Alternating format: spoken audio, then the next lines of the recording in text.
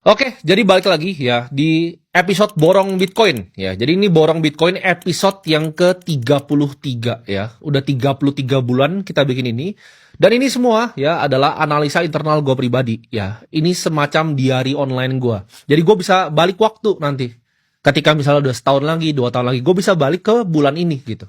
Untuk tahu pikiran gue seperti apa ya. Apa yang sedang gue pikirkan terhadap market global, kondisi geopolitik, harga Bitcoin, dan seterusnya. Jadi gue bisa lihat ya, ekspektasi gue ke depan seperti apa, pemikiran gue itu berevolusinya seperti apa ya, dari bulan ke bulan.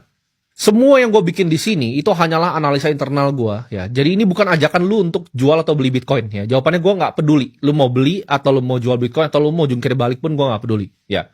Ini hanya video untuk diri gue sendiri. Hari ini, di saat gue syuting ini, Donald Trump itu launching stockpile mineral ya, yang dimodalin 12 miliar US dollar ya. Itu uang yang besar sekali. Kenapa? Karena dia mau motong supply chain-nya. Supaya Cina ini nggak kuasain ya, rare earth mineral ya. Mineral-mineral langka ini nggak dikuasain, dimonopoli sama Cina. Jadi dia lakukan ini, strategic mineral stockpile. Kita lihat juga tensi geopolitik itu banyak sekali ya. Venezuela semuanya udah tahu bahwa Presiden Maduro itu sempat diciduk ya sama US. Kita juga lihat ada pemanasan ya antara US dan Iran. Dan ketika Trump ragu-ragu untuk menyerang Iran, tiba-tiba Epstein Files itu keluar ya, dan rame waktu itu internet. Kita juga lihat ya ada potensi panas ya, konflik antara Cina dan juga Taiwan. Di mana di situ kapal perangnya Amerika ya yang mengitar di sekitar situ sudah bersiap-siap ibaratnya. Dan gue lihat di sini ibaratnya tahun ini ya, 2026 ini dunia lama yang kita tahu itu sedang retak. Secara foundational ya, itu banyak sekali yang berubah. Kita lihat ya, ciri-cirinya ini unik sekali. Kita lihat emas itu kan naik selama 5 tahun itu tertinggi ya sepanjang sejarahnya. Apalagi aset yang paling nggak disangka-sangka sama orang yaitu silver. Kita lihat dalam tahun ini itu mengalami bahkan koreksi juga ya. Jadi emas yang naiknya tertinggi selama 5 tahun itu koreksi. Ya, dugaan gue adalah spekulasi dari Cina. 2, kita bisa melihat bahwa harga Bitcoin pun juga turun ya, meski tensi geopolitik itu panas. Karena selama sejarah Bitcoin itu biasanya resilience. Ketika Ukraina pertama perang sama Rusia, Bitcoin itu justru harganya naik. Ya, ini pertama kali ada tensi geopolitik yang panas, lalu Bitcoin itu turun. Emas itu turun, Bitcoin turun, pasar global turun, China equity turun, emerging market equity juga turun. Ya. Dan kita lihat saham secara global pun juga turun. Jadi pertanyaan besarnya, aset apa yang bagus di saat hal-hal seperti ini terjadi? Semua orang gue rasa dari seluruh ya penjuru dunia itu lagi ngerasa dunia ini lagi chaos. Dan apa sih yang seharusnya kita lakukan? Selama puluhan tahun, ya ini dari awalnya berdiri, yang bahkan sekarang udah 100 tahun lebih ya, Bank Sentral itu berdiri, publik itu selalu percaya Bank Sentral itu punya kemampuan yaitu bisa intervensi. Jadi ketika ada kebijakan yang dibuat sama Bank Sentral, ini bisa mengintervensi pasar gitu. Kita lihat Chairman Federal Reserve juga baru diganti karena Donald Trump sepertinya sangat tidak suka dengan Jerome Powell ya. Kevin Warsh, dia adalah veteran dari Wall Street. Dan ini pandangan pribadi gue ya. Kepercayaan publik akan kemampuan intervensi dari Bank Sentral itu sedang runtuh di depan mata kita sekarang. Kita bisa lihat dari obligasi Jepang yang meledak ya. Yield yang naik artinya apa? Publik udah nggak percaya lagi bahwa Bank Sentral itu bisa intervensi. Dan Bank Sentral itu bisa ngontrol semuanya, jadi semuanya tetap stabil. Ketika selesainya Perang Dunia II, kita lihat bahwa dunia ini dipecah jadi beberapa front, ya kan? Amerika itu jadi superpower militernya, Jepang tuh jadi apa sih? Jepang tuh jadi lender, ya. Karena suku bunga di sana itu rendah sekali. Jadi orang banyak minjem uang dari Jepang untuk beliin aset-aset, ya, untuk berspekulasi. Nah, jadi dunia itu dibagi-bagi gitu. Kalau kalian perhatikan, ya. India jadi tech powerhouse ya, talenta-talenta tech itu semua dari India, bahkan yang di Silicon Valley. Amerika itu jadi negara perang, ya negara militer. Kita lihat Timur Tengah tuh jadi negara minyak. Dan kita lihat Jepang tuh jadi lender, ya. Ibaratnya tukang pinjemin duit. Dulu kita lihat Bitcoin tuh gampang naik. Kenapa? Karena 1, bunganya rendah. 2, likuiditas itu mudah. Likuiditas tuh nggak semudah itu sekarang, ya. Amerika juga baru sadar ketika hutangnya sudah terlalu besar, bahkan budget untuk bayar bunganya itu udah hampir setara sama budget militernya Amerika. Jadi ini besar sekali. Hutang yang menumpuk dalam format fiat ini sudah besar sekali. Jadi gue lihat secara foundational 2026 ini kepercayaan akan itu semua tuh tertak ibaratnya ya, secara berbarengan. Tapi kali ini nggak turun karena perubahan dari fundamentalnya. Fundamental selalu sama. Ya, asetnya 21 juta, asetnya aset keras, tidak bisa direplika, tidak bisa diambil dari kamu gitu. Ini aset yang foundationalnya solid.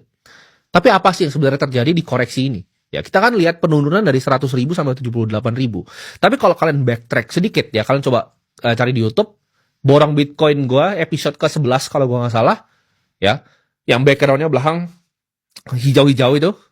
Di situ gua ngomong dengan jelas ya, bahwa di tahun 2024 itu akan kemungkinan akan ada naik. Dan betul ya, sesuai target kita sampai di 120.000, lalu gua warning di situ secara keras bahwa Bitcoin ini asetnya cyclical. Sama seperti kalau kalian mau misalnya trading saham-saham batubara. Kenapa cyclical? Ya karena sahamnya itu ikutin fundamental dari asetnya. Ketika asetnya itu mispricing, sahamnya juga akan cyclical. Sama seperti Bitcoin. Ya, ketika ini strukturalnya siklusnya sudah waktunya, gue bukan cenayang yang gue bisa lihat masa depan, tapi gue lihat aset itu secara struktural, apa nih yang sedang terjadi. Gue bilang di situ 2026 di awal tahun itu akan terjadi koreksi. Dan betul, Bitcoin dari sekitar 100 ribuan, ya 90.000, 80.000, sekarang 78.000. Buat teman-teman yang nonton borong Bitcoin udah 33 bulan, pasti teman-teman semua udah gak kaget. Ya. Karena gue bilang ini asetnya cyclical. Suatu saat pasti akan naik lagi ke 120.000. Tapi kalau lu tanya ke gue, kapan timing yang tepat? Jawabannya gue gak bisa tahu. Ya.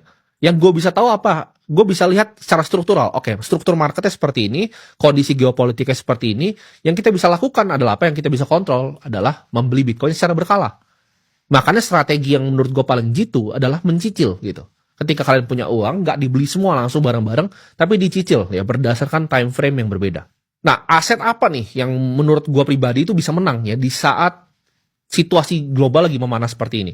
Satu, yang secara struktural akan menang adalah aset keras. Ya, aset keras itu apa? Emas. Makanya kalau kalian lihat teman-teman banyak yang berbondong-bondong untuk cari emas. Kenapa? Karena mereka tidak percaya ya akan penjagaan nilai mereka. Ketika mereka bekerja untuk mendapatkan uang, pastinya orang itu mau menjaga nilainya. Dia nggak pengen nilainya tergerus. Sama seperti lu di US gitu. Lu nggak mau nilai lu tergerus. Karena USD, kita tarik selama 100 tahun terakhir, itu 99% dari value-nya hilang. Dan kita lihat secara struktur market, kenapa kita percaya bahwa ini ada bear market, karena ketika kemarin, ya tanggal 10 Oktober, itu terjadi yang namanya flash crash, di mana semua posisi long itu kena likuidasi. Nah, ini kita harus lihat nih, problem ini root cause-nya apa ya? Masalah dari problem ini apa?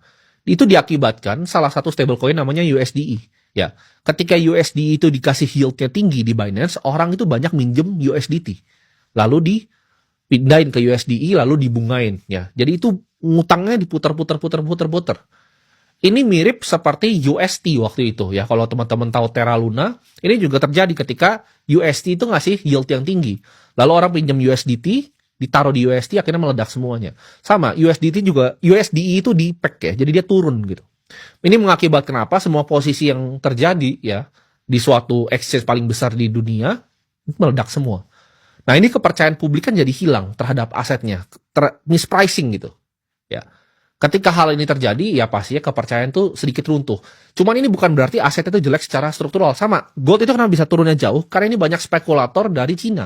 Ya, yang over leverage di emas dan juga di silver. Jadi teman-teman bisa belajar ya, market itu ada yang namanya cornering. Ya, jadi barangnya itu dikumpulin sama beberapa orang tertentu. Dan kita lihat market gold dan market silver ini banyak di corner sama orang-orang dari Cina, ya, mainland dari China.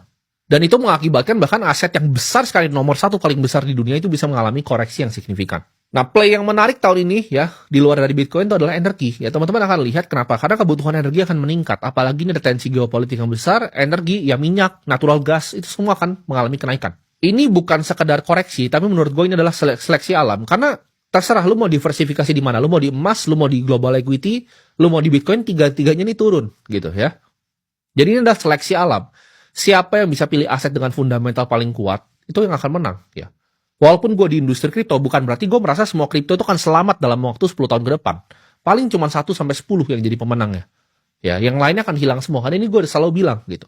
Makanya gue punya kepercayaan bahwa aset yang terbaik yang menurut gue sekarang bisa dikoleksi adalah Bitcoin. Ini adalah strategi investasi sederhana yang gue praktekkan terbuka secara publik, disaksikan oleh semua masyarakat Indonesia secara gratis, di mana 33 bulan gue secara konsisten melakukan ini gitu.